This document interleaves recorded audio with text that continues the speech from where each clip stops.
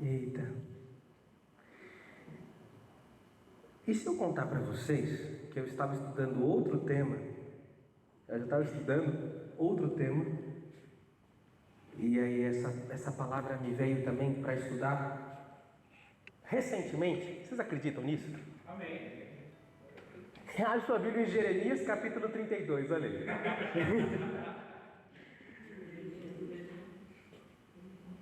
Eu acho que é o livro do culto, né? Eu acho que Jesus tinha um plano, olha, de paz e não de mal, né? Jeremias capítulo 32.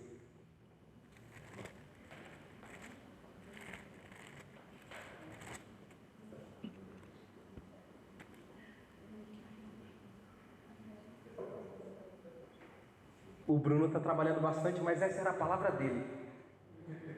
Sabe por quê? O tema dessa mensagem é o investimento mais maluco da história. Ele ia gostar. Tá gravando. Tá gravando, vou mandar para ele. Eu vou falar assim, ó, Bruno, essa mensagem é pro seu coração. Jeremias capítulo 32, deixa a Bíblia aberta, vamos orar ao Senhor, amém? Amém. Senhor Deus e meu Pai, estamos na Tua presença, Pai amado, engrandecendo o Teu santo nome. Nós agradecemos, Deus amado, porque o Senhor é poderoso, o Senhor é maravilhoso. Pai amado, antes da gente imaginar, o Senhor já tinha um plano maravilhoso para o culto de hoje. Isso é tão bom, Deus. A gente vê o Teu Espírito Santo fazendo e agindo, sendo aquele que tem as 7 estrelas nas mãos e anda em meio aos 7 castiçais de ouro. É muito bom, Deus amado, que é o Senhor que está fazendo, não a gente. Fico feliz, Deus amado, porque esse é um sinal que o Senhor nos ama e o Senhor quer falar conosco. Muito obrigado. Pai, agora me usa. É o Senhor que vai falar, não eu. Em nome de Jesus. Amém. Amém. Glória a Deus.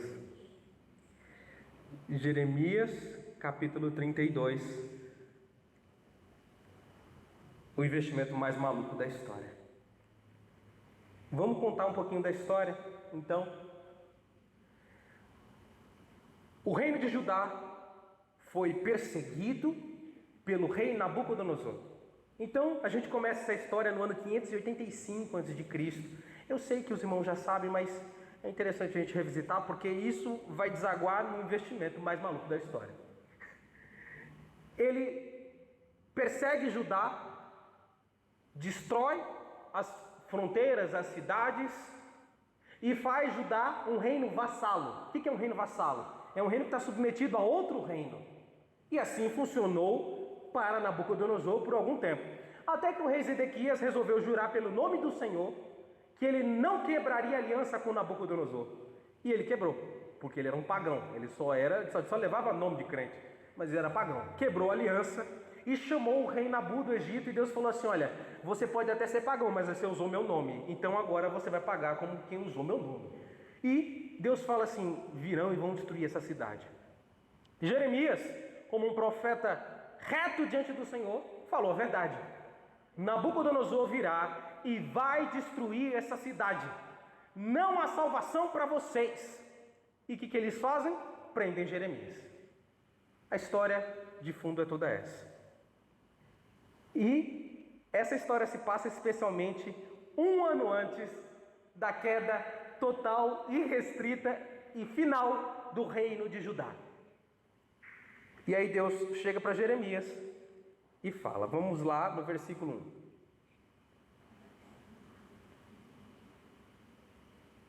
Tá, vou ler essa versão. NVT?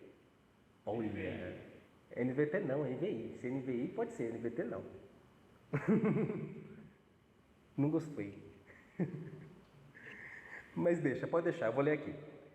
Esta é a palavra que o Senhor dirigiu a Jeremias no 10º ano do reinado de Zedequias, rei de Judá, que foi o 18º ano de Nabucodonosor. 10º ano. Jerusalém caiu no 11º, exatamente um ano.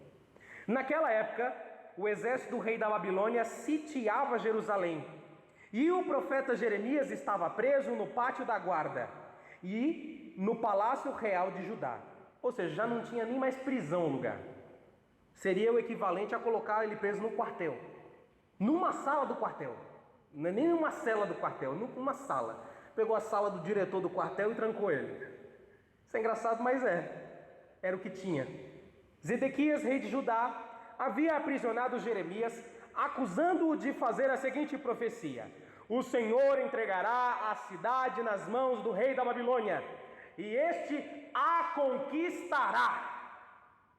Zedequias, rei de Judá, não escapará das mãos dos babilônios, mas certamente será entregue nas mãos do rei da Babilônia, e falará com ele face a face, e o verá com os seus próprios olhos.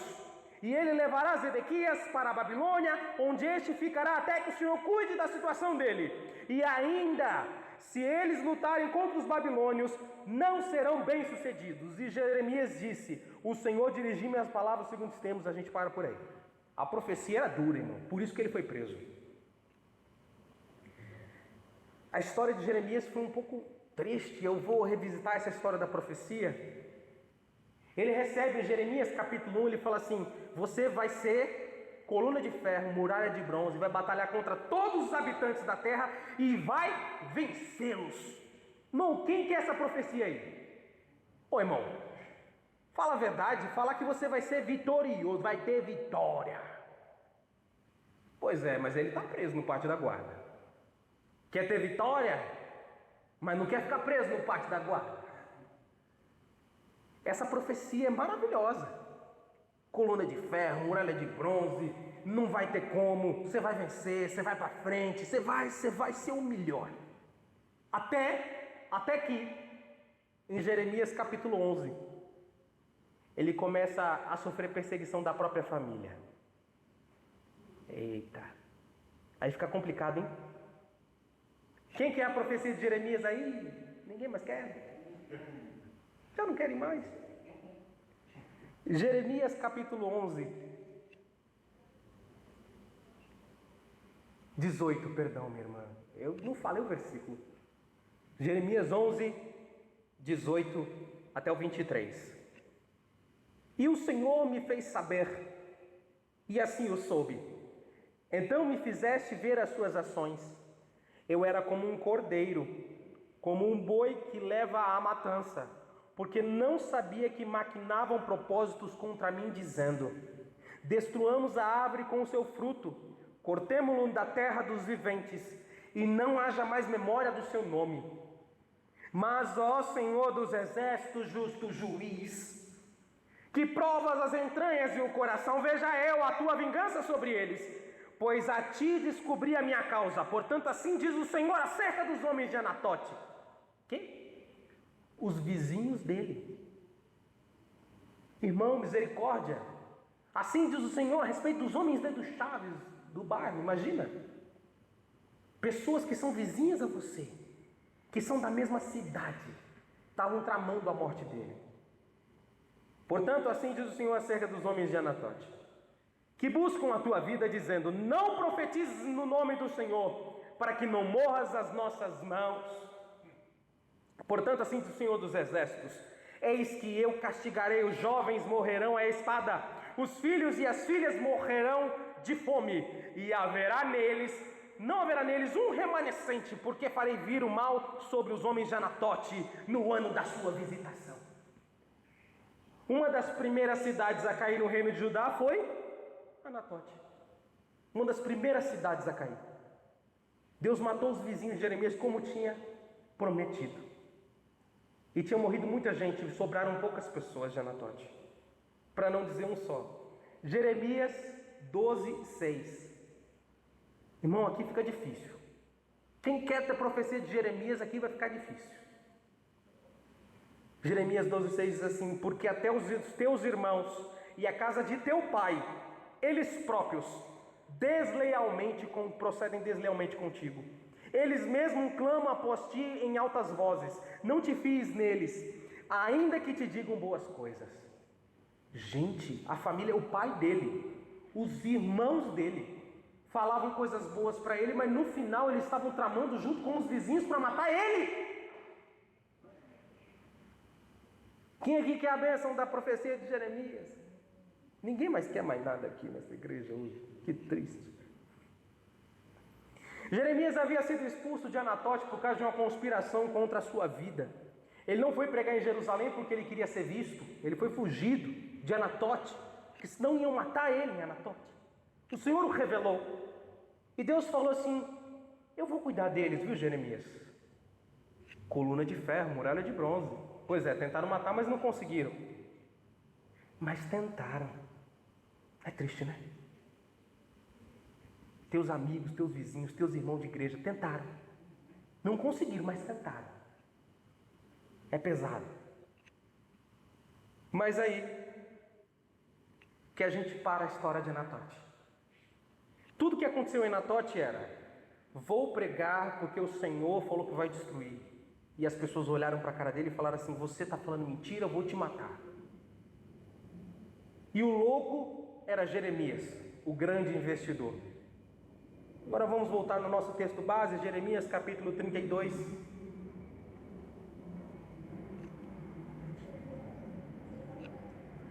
Versículo 7. Pode pôr em VT. Já trocou? Jeremias 32, versículo 7. Aleluia. Ai sim. Eis que Anamael, filho de Salum, teu tio, virá a ti dizendo: compra para ti a minha herdade, que está em Anatote, pois tens o direito de resgate para comprá-la. Vamos pausar aqui no SED. Várias explicações precisam ser dadas. O direito de propriedade em Israel, não vai virar aula de direito, eu prometo.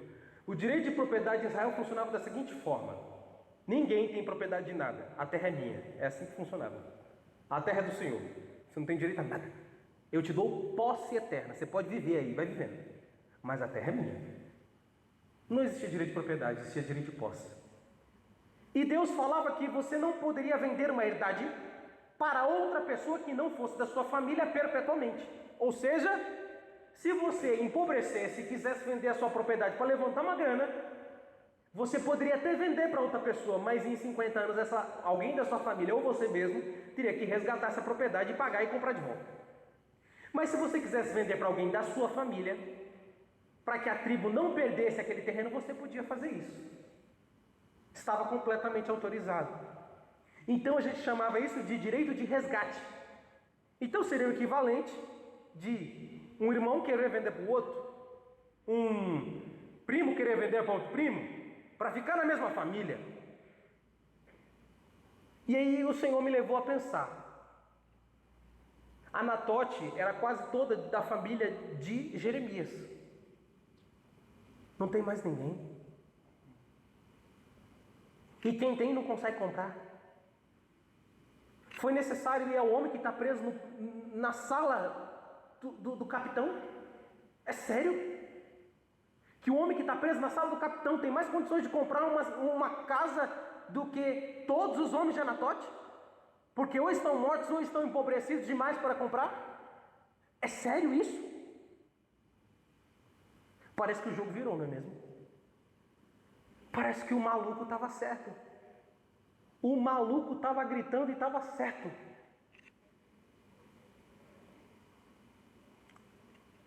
Aqui, irmãos, eu quero dizer para vocês uma coisa. Jeremias começou a perceber que ele era o verdadeiro José daquele tempo. Ele realmente estava salvando a família dele, mesmo a custo das pessoas que estavam tramando contra a vida dele. E às vezes você está nessa situação. A vida de pessoas que tramaram contra você está nas suas mãos. O quanto você profetizou, o quanto você falou, o quanto você insistiu, finalmente, não numa situação boa. Você acha que Jeremias estava feliz? De descobrir que os parentes dele ou estavam mortos ou não tinha dinheiro para comprar uma casa pela metade da metade da metade do valor. E é isso a verdadeira natureza de um profeta. A gente não fala eu te avisei. A gente fala, oh, como eu te avisei. É ou não é verdade? É com dor no coração, irmão. Nenhum profeta que é profeta fala assim: ah, eu te avisei, ó, você aqui, ó, vindo para cima de mim beijar meu pé. A pessoa olha e fala assim: oh meu Deus, eu te avisei. Não era para acontecer, isso nunca aconteceria se você me ouvisse. Mas claramente aqui Jeremias estava sendo um tipo de José, agora resgatando o direito da família. A família dele estava passando fome e sem condições de resgatar uma propriedade. Até que Hanamael chega. Hanamael, sabe qual é o nome dele? Significa graça de Deus. A gente não começou a abertura falando de graça no meio do juízo por qualquer coisa. Nós não estamos falando de graça no meio do juízo por qualquer coisa. O parente de sobrevivência é a graça de Deus. Não sei se ele foi o único, mas provavelmente era o único que tinha uma casa para vender. Então, Deus destruiu os homens de Anatote, destruiu muita gente, mas sobra a graça de Deus. Deus sempre tem misericórdia. É sempre o salgado com tons de agridoce. Deus jamais faz um prato monocromático. Deus jamais faz apenas castigo. Deus jamais faz apenas amor, mas disciplina também. É sempre um prato agridoce. Na tristeza sempre tem tons de alegria e amarelo. E aí eu vejo um Jeremias aqui olhando para Hanamael, a graça de Deus na frente dele, falando assim: olha, não só existe alguém da sua família, como aqui tem uma casa, da sua propriedade, da sua herança. Você quer de volta? Quem aqui quer comprar de volta o que perdeu? Quem aqui quer isso? Hanamael vendeu para ele. Vamos voltar para o texto de Jeremias 32, versículo 8.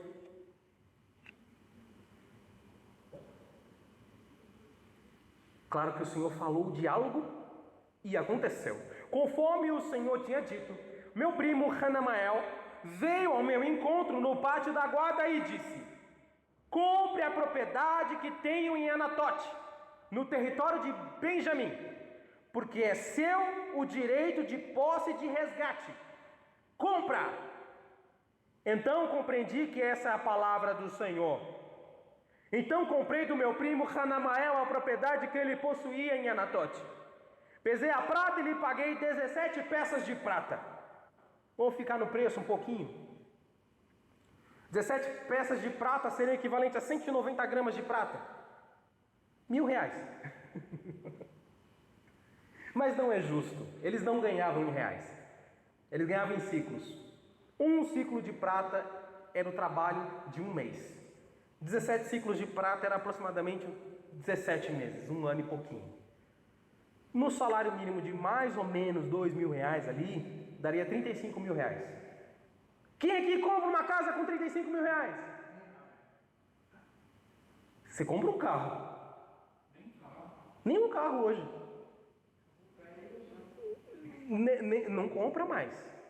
R$35.000 não é dinheiro mais. Não é sobre política, mas não é mais dinheiro. não é mais. Ele comprou a casa a preço de banana. Por quê? Porque Anatote estava destruída, irmão. Nabucodonosor, o rolo compressor chamado Nabucodonosor, já tinha passado por Anatote. Já estava destruído. Talvez só tinha o terreno, irmão. E o terreno ainda foi confiscado pelos caldeus. Misericórdia. E ele vai lá e compra. Quantos de nós aqui já investiram em causas que as outras pessoas disseram que estava perdida?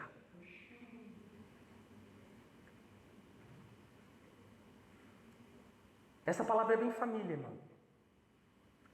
Às vezes a causa que está perdida é na nossa casa. Às vezes não é na nossa casa, mas é na do lado. Às vezes é primo. Às vezes é sobrinho, tio, parente, que está sem resgate. Já disseram, é uma causa perdida. Mas Deus chega e fala assim: investe aí. Quem faria esse investimento? Quem compraria uma casa num terreno que não vale nada? E por que Deus mandar ele comprar uma casa num terreno que não vale nada? É o investimento mais louco da história. É pior que investir em meme coin. É pior que investir em figurinha do Neymar na internet. Irmão, não vale. Você e eu sabemos que não vale os 35 mil. Não vale. Mas Deus, Ele ensinou a gente a ver de uma forma diferente. Às vezes o terreno que não vale nada é você. Às vezes você é a pessoa que olha para si mesmo e diz assim: não estou valendo nada. O crédito que eu tinha sumiu, o meu nome foi manchado, a minha honra foi manchada, eu não tenho dinheiro, não tenho como trabalhar, não tenho como ganhar, não tenho como mudar a minha circunstância. Eu não tenho o que fazer. Eu acho que eu não tenho valor. Mas aqui Deus estava falando que Deus, mais à frente, Ele vai dizer que compra o terreno, Jeremias. O nome disso é valorização imobiliária. Irmãos, quando a gente queria comprar alguma propriedade, era mais ou menos 60 ciclos, 30 ciclos de prata. Ele comprou pela metade do valor mesmo. Comprou, fez escritura e pôs dentro de um pó de barro e fez 2 cópias, com testemunho e tudo. E Deus fala assim: guarda aí. É tipo ouro, compra que vai valorizar. É tipo dólar, compra que vai valorizar. Aí ele olha para Deus e fala assim: Senhor, eita Senhor, pela minha boca o Senhor disse que vai destruir esse povo. Aí Deus fala assim: mas você não sabe que eu faço pratos agridoces? Você não sabe que sempre tem um tom de misericórdia? Você não sabe que sempre tem uma coisinha diferente para ser feita? Ah, Jeremias, espera que o terreno vai valorizar, porque voltarão a comprar terrenos e casas neste lugar, e você vai ter esse terreno para vender. Espera que vai crescer o valor, espera que vai dar certo. Compra isso aí, Jeremias. Investe. E sabe o que Deus está falando? Investe, sabe por quê? Porque você não sabe como essa pessoa será naquele grande dia em que tragada será a morte na vitória, e que Deus verá todos nós diante dele cantando santo, santo, santo. Você olha para a pessoa agora, a pessoa nas drogas, você olha para a pessoa agora, a pessoa destruída pelos seus próprios pecados, você olha para a pessoa agora e não vê solução e fala: eu não vou investir nesse terreno sem valor.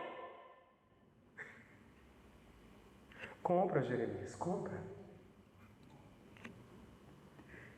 Investe.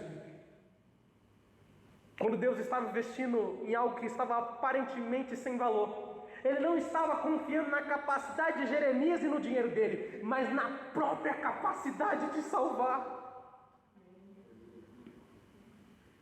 Se Deus falou para você investir, investe. Confia na capacidade dele de fazer mudar as situações. Eu não sei em quem você tem que investir. Eu não sei se é na sua família. Eu não sei se você tem que investir em evangelismo, em alguma pessoa, em alguém. E você olha e fala assim: não tem valor, não vale a pena, vou abrir mão. Investe.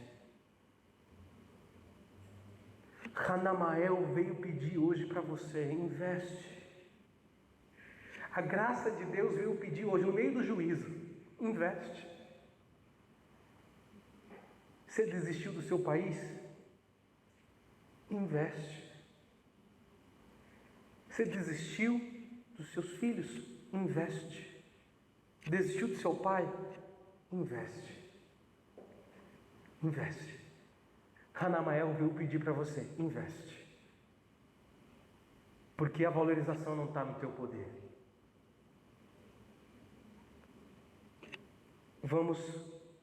Eu quero ler com vocês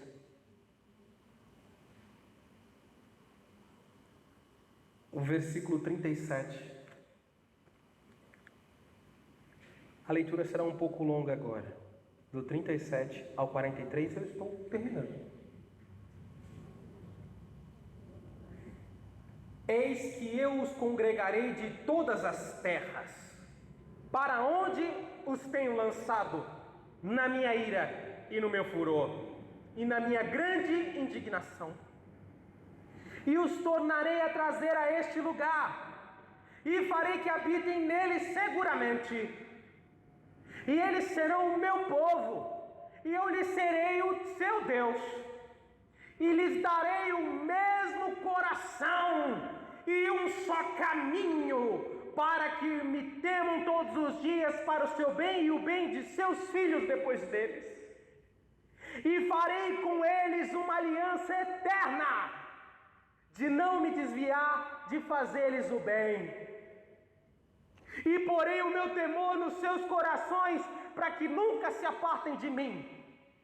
Alegar-me-ei deles, fazendo-lhes bem, e plantá-los-ei nesta terra firmemente, com todo o meu coração e com toda a alma. Porque assim diz o Senhor: ei, como eu trouxe sobre este povo todo este grande mal, assim eu trarei sobre ele todo o bem que lhes tenho declarado. Até aí, 42.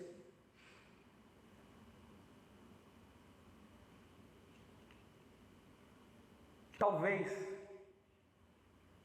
você veja até esta igreja como um terreno subvalorizado. Talvez no seu coração você já tenha falado: para que investir a vida aqui? Eu sei que alguém já disse isso aqui. Não vale a pena investir aqui. E a gente sabe que tem gente com o coração assim. Mas só Deus sabe o valor que Ele tem programado para os terrenos baldios por aí. Aleluia. Se você está desanimado com a obra, desanimado com aquilo que o seu chamado, desanimado com alguma coisa na sua vida, toma cuidado. É Hanamael pedindo para você investir no investimento da sua vida. Está acumulado para você uma riqueza de modo incalculável no céu. Você pode não ver agora, mas Deus sabe. 43, versículo 43, minha irmã, e 44. Comprar-se-ão campos nesta terra, da qual vós dizeis: está desolada, sem homens, sem animais, está entregue na mão dos caldeus. Comprarão campos por dinheiro, e assinarão as escrituras, e as selarão, e farão com que confirmem testemunhas na terra de Benjamim, e dos contornos de Jerusalém, e nas cidades de Judá, e nas cidades das montanhas, e nas cidades das planícies, e nas cidades do sul, porque eu os farei voltar do seu cativeiro, assim diz o Senhor. Aleluia. Aleluia! E sabe como eu sei que deu certo? Salmo 126, versículo 4 e 5, é a última coisa que eu vou ler hoje.